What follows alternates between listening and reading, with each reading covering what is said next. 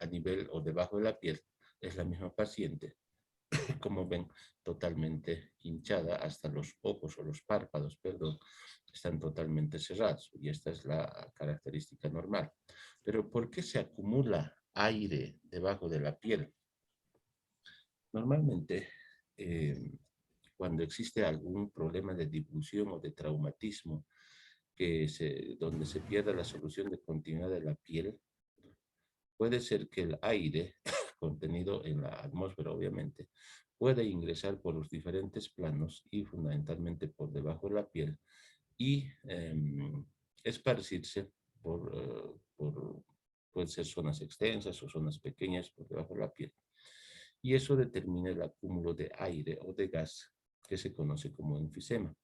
¿Y en qué casos puede haber? En traumatismos, fracturas de costilla, caídas, accidentes, politraumas, agresiones físicas, por ejemplo, como esas agresiones o esas lesiones por arma blanca, ¿no? Ya sea un desarmador, un cuchillo, un cortapluma, o esos que andan siempre quitando los celulares a la gente, amenazando con un cuchillo. Entonces, cualquier lesión que nos puedan hacer podría provocar, ¿no? Externamente hablando. Y si hablamos de adentro, algunos otros problemas, por ejemplo, de mediastino, algún problema también esto muy frecuente en los casos en los que el paciente es ingresado a unidad de terapia intensiva y necesita respirador mecánico, puede haber un trauma, un barotrauma o un trauma de presión o directamente un trauma mecánico al momento de colocar el tubo orotraqueal. Y eso va a determinar la fuga de aire que está contenido en los bronquios hacia el mediastino, ¿no? Hacia el mediastino, que es todo esto, y a su vez también puede llegar por el plano muscular hacia la piel. Ahora bien, si ustedes se fijan en esta imagen, acá tenemos un tubo de drenaje pleural que está acá. Y esto es muy común que los neumólogos o los cirujanos torácicos fundamentalmente coloquen un tubo de sello pleural en todo paciente que tiene empiema pleural, que tenga un absceso bastante grande, que tenga líquido o fundamentalmente un hemotórax. Esa sangre o esa pus contenida en la caja torácica no puede desaparecer ni absorberse, por lo tanto es mejor drenarlo. O cuando existe un neumotórax, ¿no? Atención, lo que hacen es colocar un tubo de drenaje pleural. ¿Para qué? Para que el pulmón colapsado en este caso se vuelva a expandir. Entonces, durante ese transcurso tienen que divulsionar piel, porque es un tubo bastante grueso, tienen que divulsionar piel, músculo, etcétera, y por ahí es que generalmente ingresa mucho aire hacia el tórax. Si ustedes se fijan, ¿no? Aquí una radiografía es muy fácil, pero clínicamente, ¿cómo sabemos nosotros? Cuando sospechamos que hay un edema o vemos que hay un edema en un hemitórax o en todo el tórax o en la cara o en el rostro, como en este caso que hemos visto de esta paciente o de esta foto, ¿no? Ustedes saben muy bien que una radiografía de tórax, espero que estén haciendo imagenología, no sé con qué docente les habrá tocado, creo que hay algunos problemas con un docente que está dictando imagenología, uno nuevo a contrato, obviamente. Eh, Les ha debido enseñar que lo oscuro es aire en una radiografía de tórax, ¿no? Imagen radiolúcida o radiotransparente, decimos nosotros, y una imagen radio opaca, decimos más bien a lo blanco. Entonces, como ven, el aire es negro, pero que tiene que ser contenida en las lengüetas del parénquima pulmonar, y eso es normal. Y todo lo que es el tejido blando se tiene que ver blanco como esto. Fíjense, acá está los músculos delgaditos, obviamente, la piel, el tejido subcutáneo, etcétera, todo con la misma característica de observarse blanco. Pero si se fijan en este lado, o sea, en el lado derecho de la radiografía, decimos, pero en su pantalla de ustedes debe estar en el lado izquierdo, si se fijan hay imágenes negras, notan, ¿no es cierto? En vez de verse de un solo color como esto, totalmente blanco, la parte blanca, estamos hablando de todo esto, acá ustedes pueden ver unas imágenes negras, ¿ya? Eso es aire, es más o menos igual que esto, aire, pero que debería ser normal en el pulmón, en este caso, se encuentra en el plano superficial de la piel, ¿no? Fíjense, esto es ahí. Y estos son signos radiográficos. Pero clínicamente, como nosotros encontramos en semiología, muy fácil, crepitación nívea. Palpamos nosotros esa zona en la que sospechamos que existe aire, palpamos y es como si estuviesen agarrando nieve, nieve o esa cosita que raspamos de los refrigeradores que parece escarcha, ¿no es cierto? Agarramos en la mano, lo apretamos y produce ese estrujamiento, una especie de sonido, una especie de crépitos, por eso se llama crepitación nívea, es decir, haciendo alusión a que estuviésemos apretando un copito de nieve. Ese es el sonido que se produce. ¿Eso qué significa? Ese es un signo de la crepitación nívea, que significa que hay aire debajo de la piel. Pero no solamente son esas cosas, accidentes, traumatismos, ya sea procedimientos quirúrgicos, como en este caso les estoy mostrando, agresiones físicas, politraumas, etcétera, sino también existen diferentes patologías, sobre todo infecciosas, con gérmenes anaerobios, que producen o que son productores de gas, y ustedes ya han visto en bacteriología cuáles son, y hay bastantes. Y esto se produce en infecciones de piel y partes blandas, por ejemplo, en el caso del pie diabético. Generalmente la infección son por distintos tipos de bacterias, inclusive las productoras de gas.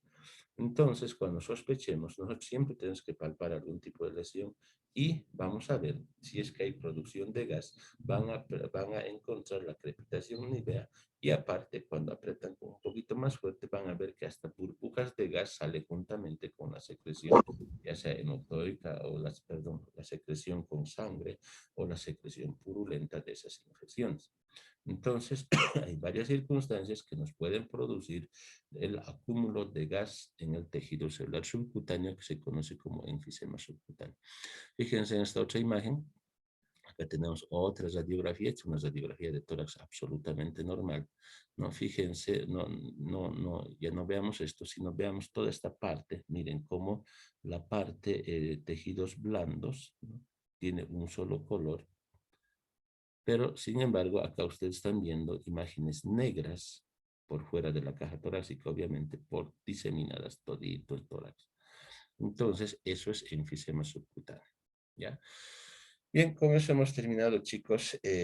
Obviamente, este pulmón tiene muchas otras cosas más, pero no estamos hablando de eso, sino de las imágenes de enfisema subcutáneo. Con eso hemos terminado, chicos, los diferentes tipos de lesiones del tejido celular subcutáneo, fundamentalmente relacionado al acúmulo de líquido que se conoce como edema. Pero hay que puntualizar también algunas cosas, más allá de las características que hemos mencionado, de los diferentes tipos de edema, las características con las cuales se presenta y en qué patología se presenta. También es necesario recalcar que hay algunos tipos de edema que son muy poco visibles y que generalmente nosotros tenemos que buscar en porciones mucho más declives. Por ejemplo, este paciente es francamente notorio que tiene un lipoedema, ¿no?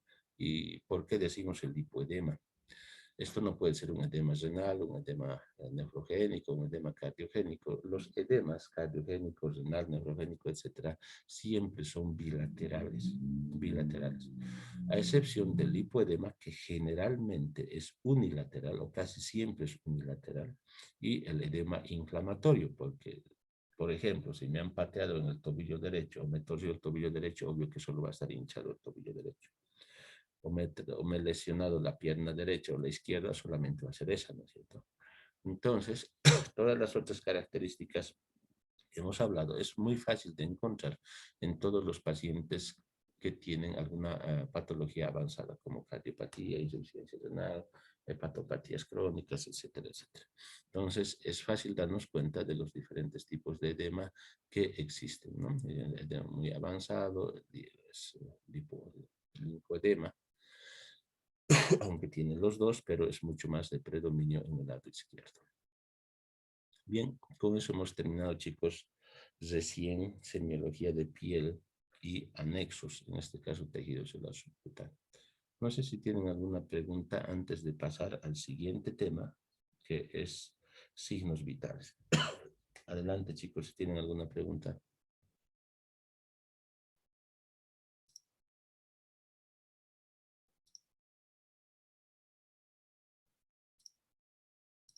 Adelante, chicos. ¿Hay alguna duda, alguna aclaración que quieran?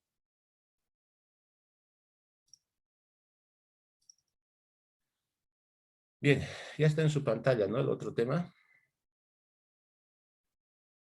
Sí, doctor. Muy bien. Con la aclaración siguiente, cuando nosotros hacemos el examen físico del paciente, si ustedes se dieron cuenta, mucha gente o muchos colegas o muchos del área de salud prefieren siempre iniciar con los signos vitales el examen físico. Obviamente nosotros tenemos que ir a la secuencia lógica que es anamnesis y luego el examen físico, porque los signos vitales es parte del examen físico. Pero esto se lo deja ya de acuerdo al criterio del profesional. Una vez que ha hecho la anamnesis, puede iniciar el examen físico con los signos vitales o directamente hacer todo el examen físico y terminar recién con la toma de los signos vitales. Con una simple aclaración, en los pacientes en el servicio de emergencia, ¿no? Lo primero que hay que tomar son los signos vitales, porque si son pacientes que están totalmente inestables o semi-inconscientes, o que si yo, tienen ahí, por ahí un poco de sangrado activo, no van a estar preguntándole qué le ha pasado, desde cuándo le duele, no le duele, cuánta sangre ha perdido, y peor todavía, pues tratar de buscar antecedentes. En estos casos, lo primero es la toma de signos vitales e inmediatamente, de acuerdo a lo que se quiera, se estabiliza al paciente y recién se puede realizar todo lo referente a la anamnesis y un examen físico secundario. ¿Ya? Entonces, no se olviden que si están en consulta o el paciente está estable internado, pueden empezar con todo el examen, la anamnesis primero, el examen físico completo y terminar con la toma de signos vitales. Pero, ¿qué son los signos vitales? Ya les había comentado o les había pedido a ustedes que puedan leer la anterior clase. ¿Qué son los signos vitales? Y les digo esto, chicos, porque, a ver, muchos colegas, ¿no?, que están en quinto fundamentalmente, no se olviden que la parte práctica de ellos se realiza de manera formal en hospitales. Siempre se han quejado de que los alumnos no tienen ni idea cuando llegan a quinto año de qué son los signos vitales, ni qué significan signos vitales, ni cuáles son los valores normales, y mucho peor tomar una presión arterial, por ejemplo, ¿no? Entonces, en segundo año, considero que les han enseñado en fisiología la toma de presión arterial o signos vitales también. Hay un tema muy bonito en fisiología relacionado a eso. Y además, la práctica es la que hace al maestro. Es decir, si ustedes tomarían signos vitales, estoy hablando solamente de presión arterial, se van a volver que inclusive pueden ser 2 o 3 cosas al mismo tiempo. Obviamente que no es lo correcto, ¿no es cierto? Es no estar concentrado en la toma de la presión arterial, por ejemplo. Nosotros podemos hacerlo por que no es lo correcto, les vuelvo a reiterar, por encima de la chompa, por debajo de su polera y todo lo demás. ¿Por qué? Porque tenemos esa capacidad de percibir algún dato anormal o algún sonido anormal. Porque imagínense, a ver, los médicos que trabajamos en la caja o en las cajas, o en cualquier otro servicio también, ¿no es cierto? Que nos den 20, 25, 30, 36 fichas por día. Tomar la presión arterial a los 36 pacientes por día. Imagínense cuánto paciente alguien que esté trabajando 20 o 30 años, ¿no? Ya de memoria o automáticamente directamente se toma esa presión y se dan cuenta, conociendo ya y su experiencia, si está algo mal o está todo bien dentro de lo que es la toma de la presión arterial. A ver, mucha gente considera que la toma de signos vitales no debe corresponder a los médicos, sino al personal de enfermería. Y eso no es correcto. ¿Por qué? Porque el personal de enfermería, chicos, lo que hace, si es que han visto, si es que alguno de ustedes tiene familiares, que sea una madre, una hermana que está en enfermería, o algún otro familiar, digo siempre padre o una madre o una hermana. ¿Por qué? Porque en nuestro medio no está tan aceptado, digamos, ser auxiliar de enfermería o licenciado en enfermería, que yo hasta ahora no he visto una sola persona de sexo varón que sea licenciado en enfermería. Siempre he visto licenciadas en enfermería. Auxiliares de enfermería sí he visto en muchos lados, fundamentalmente en el área rural, que son los que están encargados de las postas, ¿no?, de los puestos de salud, pero en los hospitales de acá no he visto a nadie que se llame licenciado, ¿no? Creo que no sé por qué razón, pero no les gusta estudiar enfermería a los varones. En cambio, en otros países, ustedes conocen que los enfermeros son la primera línea, en realidad, en Europa, en Estados Unidos, etcétera, donde hay cualquier cantidad de enfermeros profesionales, obviamente. Y cuando dicen, no, que tome la enfermera, no, los signos vitales, chicos, las tenemos que tomar nosotros. Y no es que el personal de enfermería no sea capaz de tomar signos vitales, tienen hasta su propio formato, ellos tienen en el expediente clínico su propia hoja que se denomina hoja de signos vitales, donde ellos registran todos los signos vitales que van a tomar ellas, los registran, pero se acaba ahí, es decir, registran, pueden tomar una presión de 180, 110, lo único que hace es decirle al interno o al médico de planta o al que está ahí en ese momento, su presión está alta, doctor. Y a veces el doctor o el médico dice, denle algún antihipertensivo, sin ni siquiera ir a corroborar si realmente su presión está alta.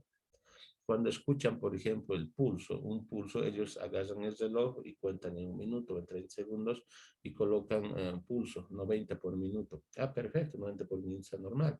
Pero no sabemos si esas pulsaciones son regulares o es una arritmia completa. Para ellas, agarran y registran, 90 está normal. Pero ¿y qué si los médicos en un segundo pueden ir a ver si esas pulsaciones son normales o son arrítmicas?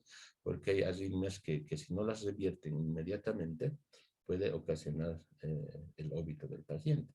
Por lo tanto, no es exclusividad del personal de enfermería la toma de signos vitales, sino que los médicos debemos hacerlo sí o sí, necesariamente. ¿Sí? Muy bien, entonces, ¿qué son los signos vitales? Ahí está el concepto, son los fenómenos o manifestaciones objetivas que se pueden percibir y medir en un organismo vivo. Eso es lo que le da la cualidad de estar vivo, ¿no? Y estos son los que van a revelar las funciones básicas del organismo. A ver, ¿quién de ustedes me puede decir qué cosas componen los signos vitales? ¿Qué parámetros? ¿Qué cosas tomamos en cuenta para decir signos vitales? Vamos a ver después si es que nosotros vamos a ver los signos vitales que están constantes o normales o algunas otras alteraciones que nos pueden llamar muchísimo la atención y que hay que corregirlo inmediatamente. ¿Qué cosas componen? A ver, chicos, ¿quién quiere participar? Bien, doctor. Adelante. La presión arterial, la Ya. frecuencia cardíaca, la frecuencia respiratoria, también está el pulso, la temperatura y la saturación de oxígeno. Ya. A ver, actualmente está muy bien lo que tú dices, pero hay dos cositas que lo vamos a sacar de la toma de signos vitales. ¿Quién quiere participar? A ver, está bien lo que ha hecho su compañera. Para mí está bien, pero les voy a orientar. Yo ya les he hecho ninguna participación. Para mí es pésima, ni malísima, ni para decir algo, ni nada. Está muy bien. Cualquier aporte que ustedes realicen. ¿Está bien eso o hay algún otro parámetro más o un parámetro menos de lo que ha mencionado su compañera? Adelante. La temperatura, doctor. Ya, la temperatura, si lo menciono, o sea, dices que la temperatura es parte de la toma de signos vitales, ¿no es cierto? ¿O no? A ver, ¿qué dicen? Vamos. Doctor, algunos autores no lo toman ya en cuenta al pulso como un signo vital. Al pulso. Ya, a ver, ¿quién más quiere participar? Doctor, la frecuencia cardíaca es la que se la toma en el aparato cardiotorácico, porque el pulso y la frecuencia cardíaca suelen tener el mismo ritmo y la misma amplitud, si no me equivoco. Ya, vamos a ver eso después, cuando hablemos de alteraciones del pulso, que puede haber variación en el pulso y en la frecuencia cardíaca en la misma persona. ¿Alguien más? A ver, por favor, ¿qué criterio tienen de los signos vitales? ¿Cuáles son los parámetros que tomamos en cuenta, más allá de lo que han mencionado sus compañeros?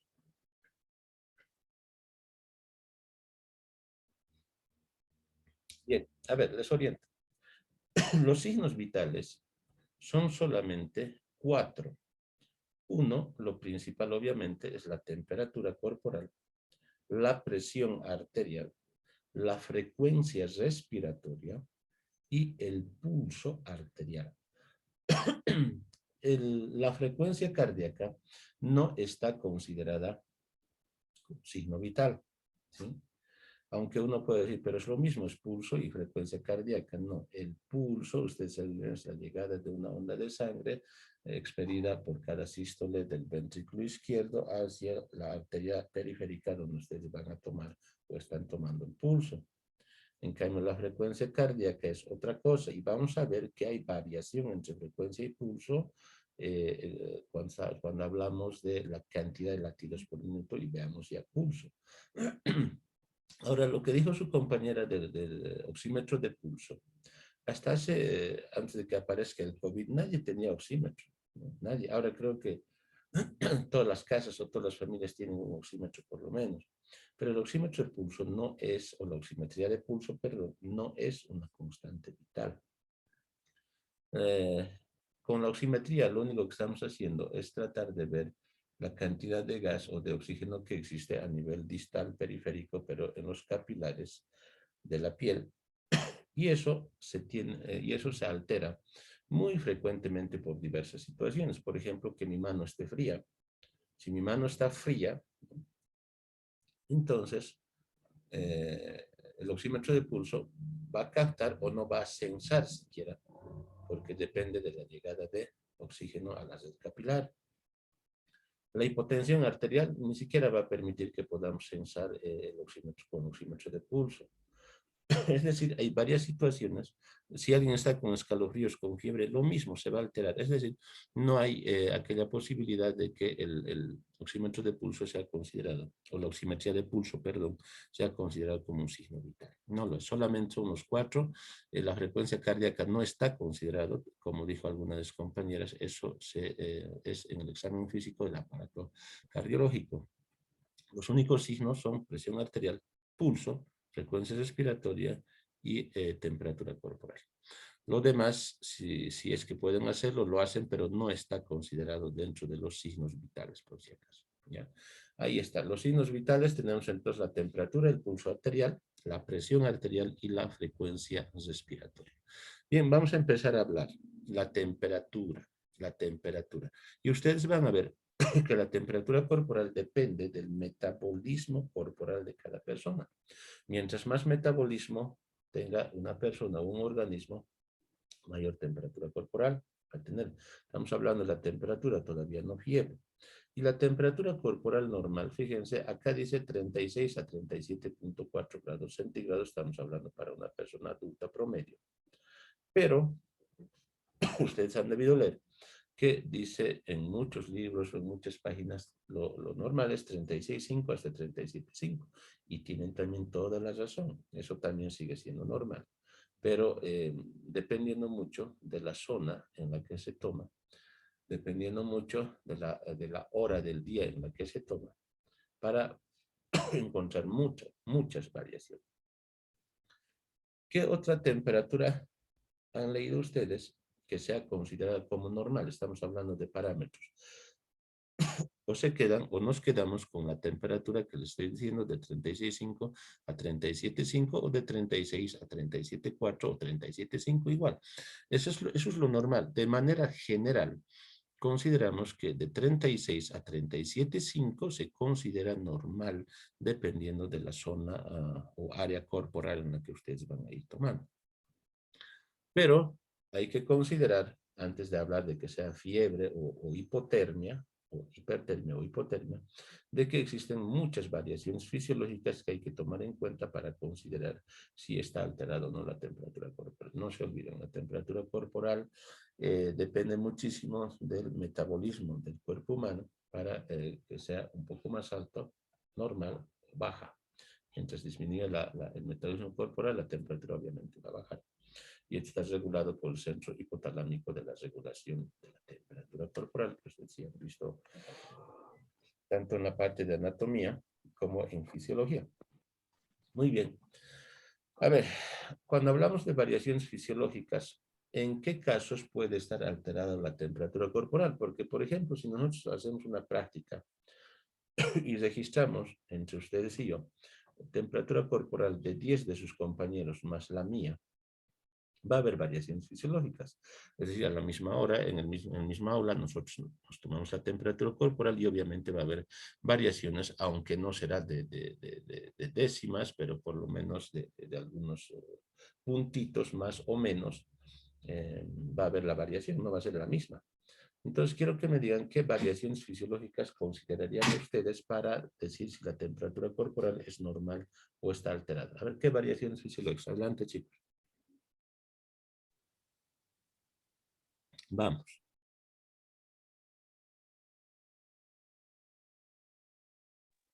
Una mujer de ¿Cómo? Adelante.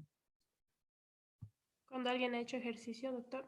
Ya, está muy bien. El ejercicio físico, la actividad física, por muy intensa o de competencia que sea, o simplemente ocasional, provoca el aumento del metabolismo corporal, por lo tanto la generación de calor, no se olviden. Y eso va a determinar que se incremente la temperatura corporal.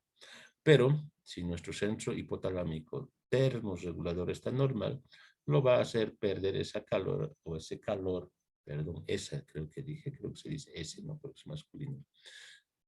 Ese calor excedente en forma de sudoración, transpiración, conducción, convección, evaporación, que ustedes ya saben, la termólisis o los mecanismos de pérdida del calor. Han debido ver también fisiopatología, porque uno de los temas principales es fiebre, ¿no? Todas las quininas, bradicininas y todas esas cositas. Entonces ya han debido ver. Muy bien, el ejercicio físico. ¿Qué más? cuando una mujer está ovulando, doctor.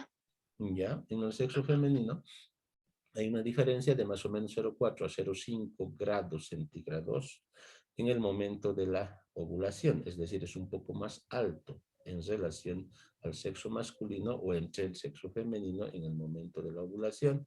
Y esto ya pasó de moda, ¿no? Pero generalmente antes se tomaba en cuenta como un método de control de la fertilidad de una persona, digamos, para que no pudiese tener relaciones sexuales esos días donde se elevaba la temperatura corporal y para no estar embarazado o embarazarse. Pero había muchos otros métodos, eso ya quedó obsoleto, pero sí, tienen mucho de razón en el momento de la ovulación. ¿Qué más? A ver, si hablamos de masa corporal, a ver, díganme, ¿quién tiene mayor temperatura corporal? ¿Los obesos o los delgados? Los obesos, doctor. A ver, ahora sí, ahí es donde tenemos que ver un poquitito nosotros por qué tendría que tener una persona obesa mayor temperatura corporal. Está bien en el aspecto de que sí, la superficie corporal es mayor en relación a una persona delgada o una persona de contextura física normal. Pero no se olviden que las personas obesas en determinado momento, bueno, en realidad no hacen ejercicio físico. Su metabolismo corporal es mucho más lento. Por eso mismo siguen ganando en depósito y acúmulo de grasa. Entonces no hay que confundir esa situación. Cuando un paciente con sobrepeso, obesidad fundamentalmente, ustedes saben que su metabolismo corporal está muy bajo. ¿Sí? Está muy bajo. Por eso mismo siguen siendo obesos. Pero en el momento en que hacen algún movimiento, alguna actividad física, por ejemplo, caminar de aquí a la plaza nomás, o unas cuantas cuadras, ya empiezan a transpirar muchísimo, ¿no es cierto? ¿Por qué? Porque sí, su metabolismo corporal incrementa un poco, pero eso no significa que necesariamente una persona con obesidad genere mayor quema de calor. Por eso mismo es que tienen ese peso corporal.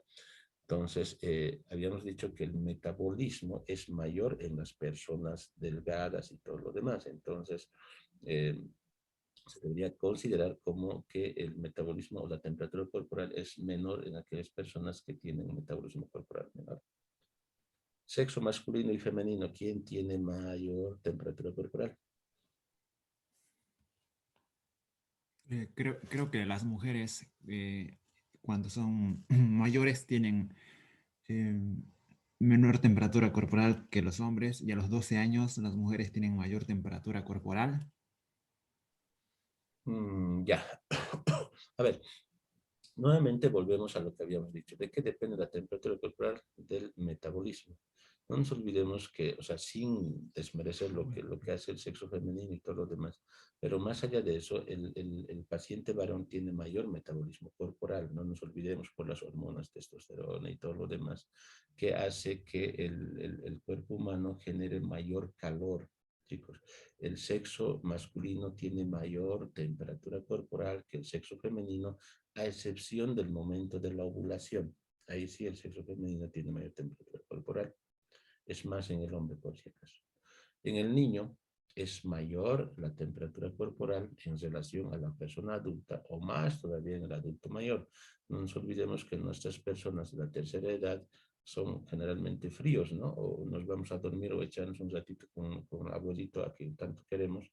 Bueno, ustedes, ¿no? Que yo ya no tengo abuelos. Lo ven dormido en su cuarto, se van a echar y lo tocan y está más frío que un cubo de hielo. Parece que estuviese muerto.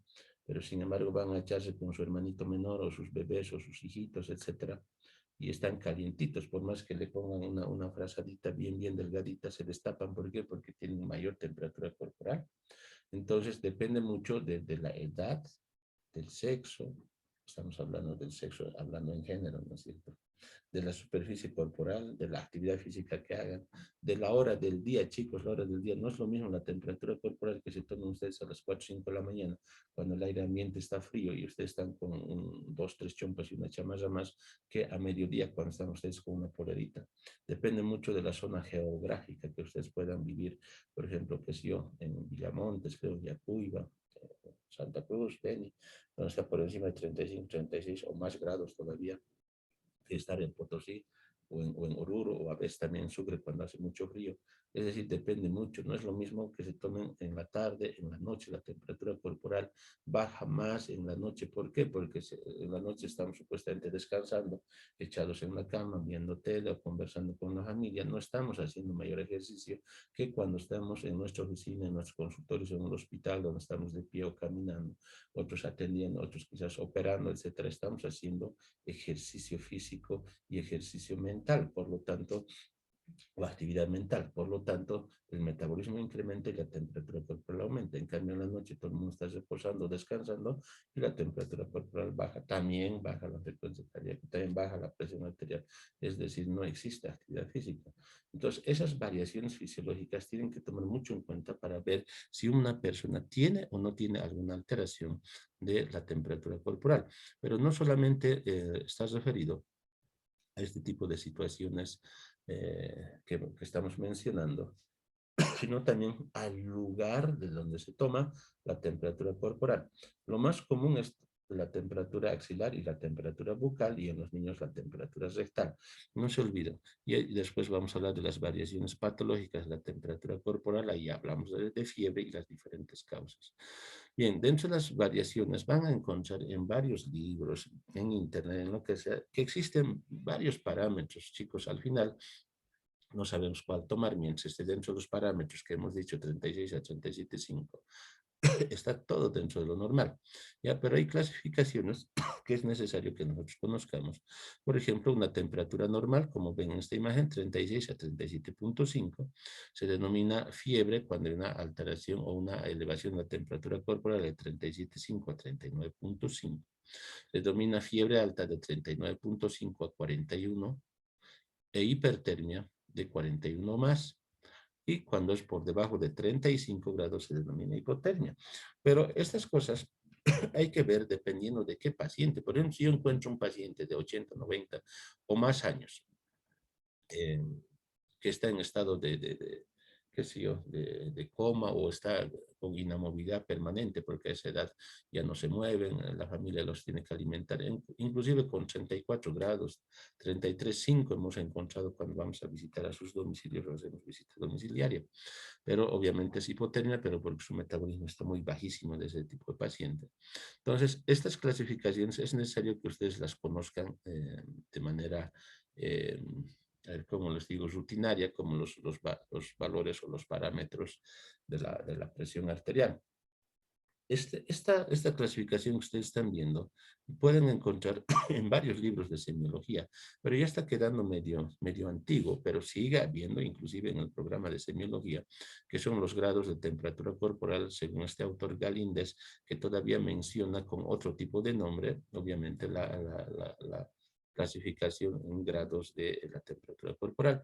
Ahí tenemos, por ejemplo, se dice subfebril hasta 37.5, pero si acabamos de decir que hasta 37.5 es normal, depende mucho de dónde toman, ¿no es cierto? No se olviden que la temperatura más fidedigna es a nivel del conducto auditivo externo, pero no se la realiza por el miedo de perforación la membrana timpánica o la cercanía con el centro termorregulador, por eso mismo no se las realiza. Ahí sí van a encontrar 37.5 hasta 37.6 como temperatura normal, ¿no? La temperatura axilar es la que van a encontrar con parámetros mucho más bajos.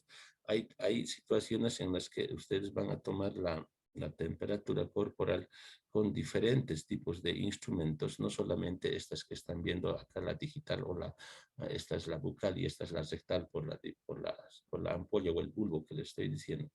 Como la tomamos ahora es con el digital o el electrónico que están en todos los supermercados o a cualquier lugar que quieren ingresar, ustedes están apuntándonos con su pistolita y pasen nomás su temperatura normal por lo del COVID, ¿no? Pero a colación les traigo, chicos, esa es una reverenda, perdón la expresión, chicos, o sea, y ustedes igual que lo han vivido, seguramente han enfermado muchos de ustedes COVID y mucha gente ha perdido familiares por el COVID, al igual que yo, ¿no? Entonces sabemos muy bien que lo que nos hacen con el termómetro es para que ingresemos a cualquier lugar, etcétera.